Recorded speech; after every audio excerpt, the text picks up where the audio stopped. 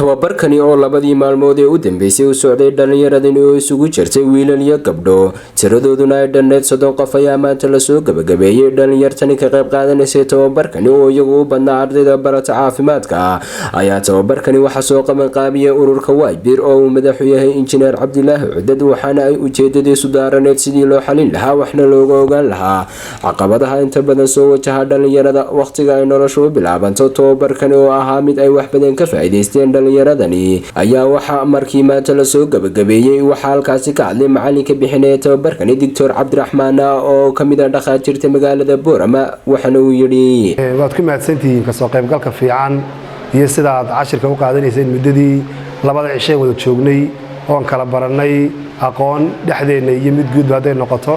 waxaan rajaynayaa bulshada aad ka timaadeen ama jaamacadaha aad ka timaadeen inaad wixii halkan aad ka faa'iideysteen aad u gudbisaan. dhalinyarnimadu waa waqtiga ugu hawl badan leh, waa dadka loo baahan yahay inay mustaqbalka dhalinyarta berito wax taraan. aad baad u mahadsantihiin kasoo qaybgalkiina iyo dhageysigii fiicnaa iyo ka qaybgalkiiniiba waxaan niga mahad celinayaa mar labaad iyo mar saddexaad waad mahadsantihiin. waxaan leeyahay intaad bartaan Allah inagu asturo, wixii kalena insha Allah wada joognaa.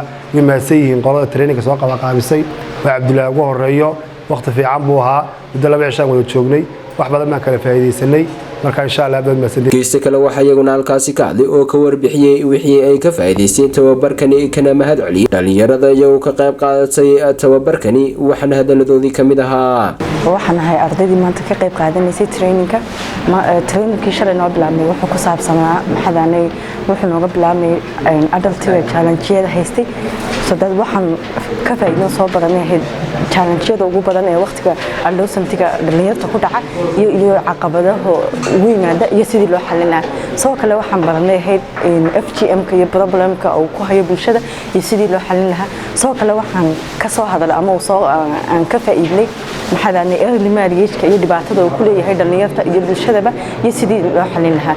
sidoo kale wuxuu ahaa training aad u wanaagsan ka dhalinyaro ahaan maadaama adultiguna tahay generation-ku meesha uu ka dhaqaaqo. dhalinyaro ahaan waxaan aad iyo aad ugu mahad celinayaa teamkan iyo Dr. Axmed buu soo qaban qaabiyeen. waxaan leeyahay aad baad u mahadsantiin, Allah idinka jazaa ifsiyo. annaguna wixii maanta aan qaadanay ka dhalinyaro ahaan waxaan dib ugu noqon lahaa meelaha aan ka imanay aan ka soo jeednay. insha Allah waxaan rajaynayaa inaan noqono kuwa cilmigii ay barteen ay maanta faa'iidin bulshadooda dib ugu celiya hadduu Ilaahay dhaahdo. waxaan leeyahay aad iyo aad baan u mahadsantiin, siina wada oo halkaa ku joojinina bulsho intan ka badan la gaarsiiyo. haddii maanta in ka badan la gaarsiiyo waxaan hubaa bulshada dhan inaan bedelayno meel la gaarsiinayno, waayo wadankiisa wuxuu ka dhaqaaqaa waa dhalinyarta. haddii dhalinyarta wax la baro oo trainings badan la siiyana waxay gaarayaan meelo badan iyo faa'iido badan. runtii labada cisho ugu dambeysay waxaa halkan nooga socday tababar ku saabsan sidii dhalinyaradu uga wajihi lahaayeen caqabadaha xilliga teenage-ka, life skills-ka, caqabadaha kale ku saabsan say training u qaadan lahaayeen.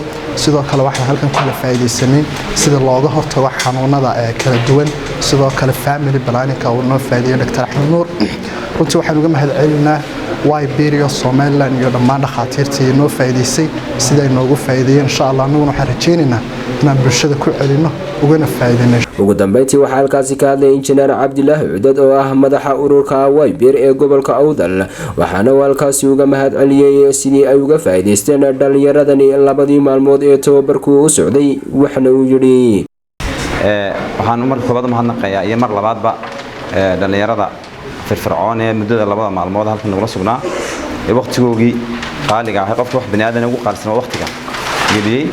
sidoo kalena waxaan sidoo kale ugu mahad celinayaa muddadii labada maalmood ay joogeen inay si wanaagsan uga qayb qaateen barnaamijyadii maxaa la dhahdaa la siinayay. waxaa sidoo kale u mahadnaqayaa isagana la ilaawi karin Dr. Cabdiraxmaan oo muddadii labada maalmood aan joognay casharo badan oo maxaa la dhahdaa muhiima oo xilligii ku habbooneyd in iyaga sana siiyey. casharada waxaan ku baranay muddo kuwa 2 maalmood iyo 3 maalmood iyo 4 maalmood lagu soo koobi kara ma ahayn. laakiin waxaan la rabaa in la is xasuusiyo dadooda jaamiciinaad tihiin, dadooda dhalinyaro wax aqoon-yahanaad tihiin. xilligii waxaad joogtiin la siinayo maxaa la dhahdaa chapterska amba maxaa la dhahdaa slideska la siinayo ma tihiin. waxaad joogtaa xilligii la siinayo ciwaanada. marka ciwaanada doctorku la siinayo muddada 2 maalmood waxay ahayd kuwa semester kale lagu baran lahaa. waxaa la idinka iniga maadaama aad aqoon-yahan tihiin waxaad idinka rabaa inaad igu baadhaan inaad ka faa'iidaystaan. sidoo kale inaad jaamacadihii iyo institutionska ka timaadeen iyo bulshadeenni baa uga faa'iidaysan cilmiga u celisaan.